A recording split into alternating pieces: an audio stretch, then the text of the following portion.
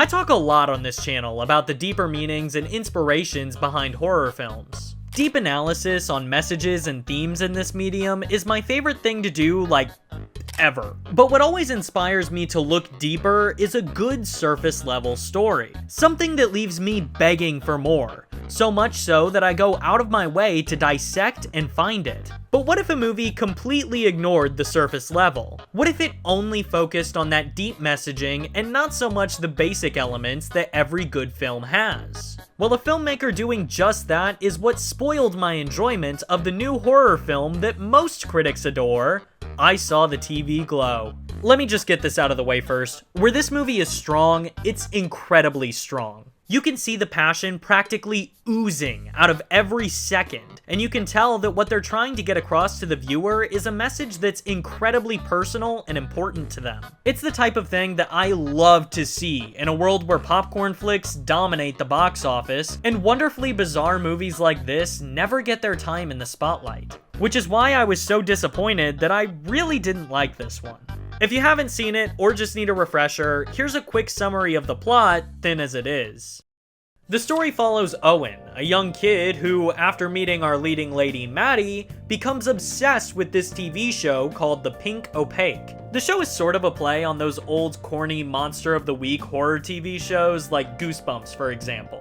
It clearly has a target demographic of preteen girls and is about two friends who work together to fight these monsters sent by the evil Mr. Melancholy. Owen isn't allowed to watch the show, as his bedtime is before the show comes on, and his father doesn't think he should be watching shows that are made for girls. So he sneaks out to watch it at his new friend Maddie's house. Although, realizing he can't come over every week to watch The Pink Opaque, Maddie starts bringing recordings of the episodes to school for Owen. And then we get our first of several time jumps. Owen and Maddie are both older, and have been watching the show separately for 2 years, when Owen asks if she'd be interested in watching an upcoming episode together again. It's here where the two characters have a heart-to-heart. Maddie reveals that she is a lesbian and has been outcasted at school as a result. In turn, Owen reveals that his mother is terminally ill, and remarks that he's unsure of his sexuality. Later that evening at Maddie's house, she begins to break down and tells Owen that she's decided to run away.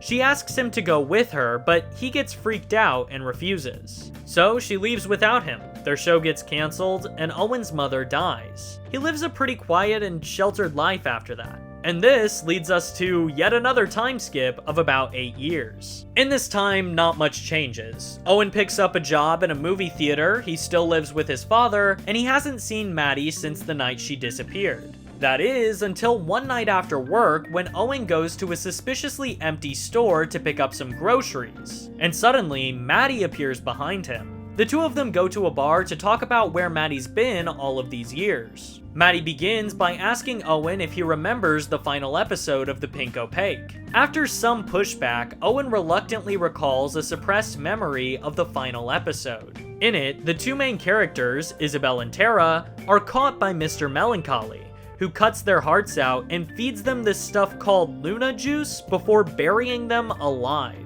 When Owen saw this for the first time, he responded normally by shoving his head through the television screen.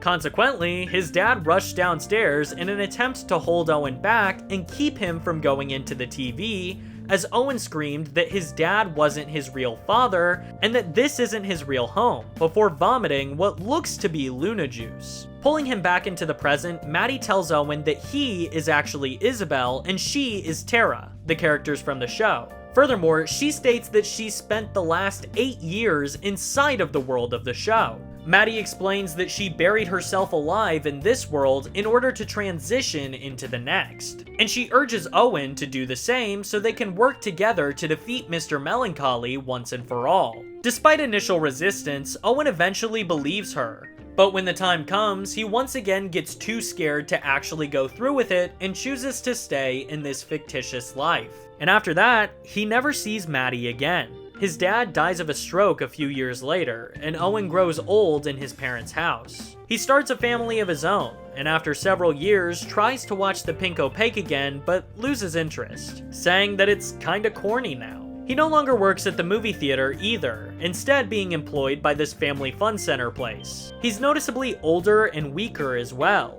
You can tell because his lips are chapped as hell for some reason. One day at work, he's looking rough and ends up having a full breakdown, which seemingly breaks the simulation. Everything around him freezes, and he takes a moment to go chill out in the bathroom. Trying to get a grip on himself, he looks in the mirror, visibly disappointed. He then cuts a hole in his chest, pulling it apart to reveal not organs, but television static. The sight of this brings him comfort. He smiles, closes his chest, walks outside, and everything is normal again. Roll credits. So after hearing that description, you may think that this is a pretty cool concept. And I'd completely agree with you. On paper, this story sounds awesome. But unfortunately, even the best concepts are worthless without proper execution. To be frank, I'd say my explanation of the film is just about as deep of an experience as actually watching it is too. Because this film's greatest strength is also its greatest weakness. The message and undertones of this film are very clear.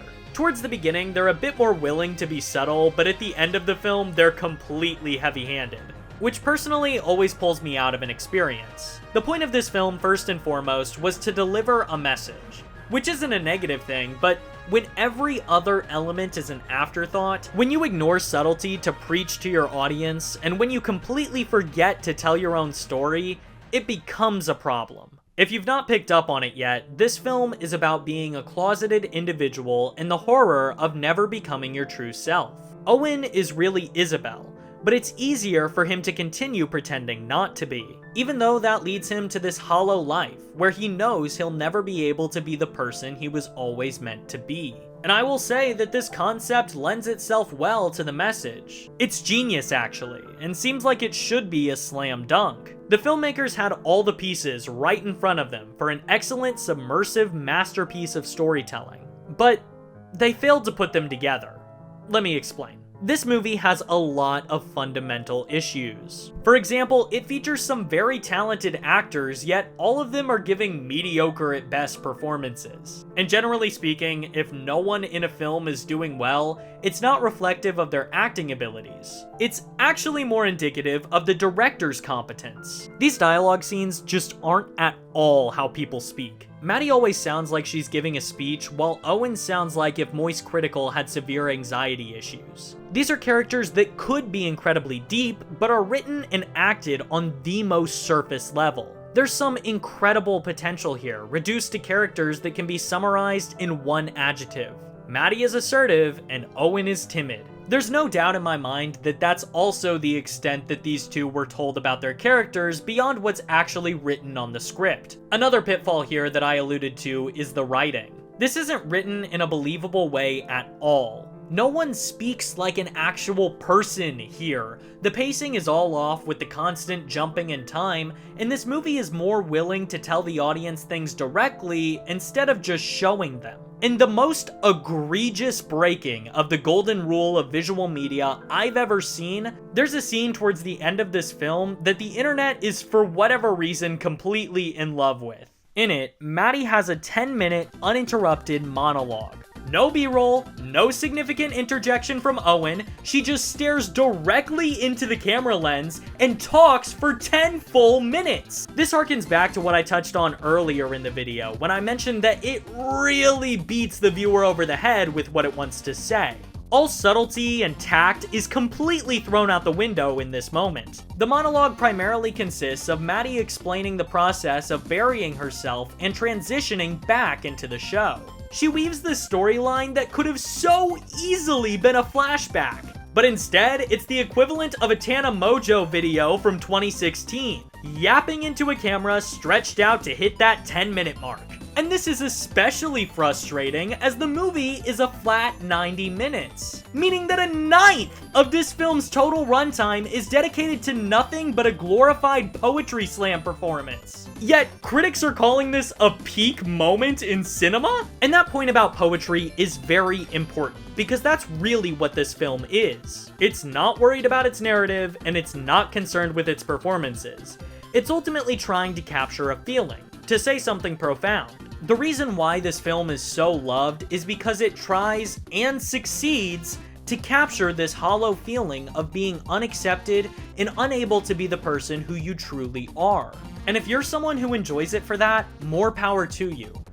But here's the thing. Representation of feelings and experiences in media is certainly important. However, I'd argue that good media with this MO is much more important. Because sure, this film caters to those who have had those experiences and makes them feel heard, which is great. But it does nothing to actually tackle the societal problems that it depicts. If you get it, that's great. But at the end of the day, this isn't going to have an impact on others. It's not going to make people think, and it's not going to inspire change, because outside of the message that it lost itself in, it has no redeeming qualities. Okay, I take that back. I actually really enjoyed both the cinematography and the lighting, but still, there's nothing outside of this message to latch onto. It's hard to explain because I've never seen a film so excellently handle something like this, but fumble everything else. It's a concept and a message that sounds incredible to me. I truly believe that this had the potential to not only be one of the best films of the year, but to also make waves in conversation surrounding social issues and art. But unfortunately, this is just another footnote in A24's increasingly mediocre catalog this year. Look, if this movie did something for you, I'm honestly glad to hear it. But I don't think its blatant problems should just be looked over because of the diamond shining in the rough that is this film's thesis. But I digress. If you enjoyed this video, show me some support as I'm trying really hard to hit 1,000 subscribers before my birthday on July 27th. If you disagree with me, please let me know in the comments, and if you agree, I'd love to hear that too, because validation is the entire reason I do this anyway. Thanks so much for watching, especially to members Alan Smith and JBS, and please remember, believe to achieve.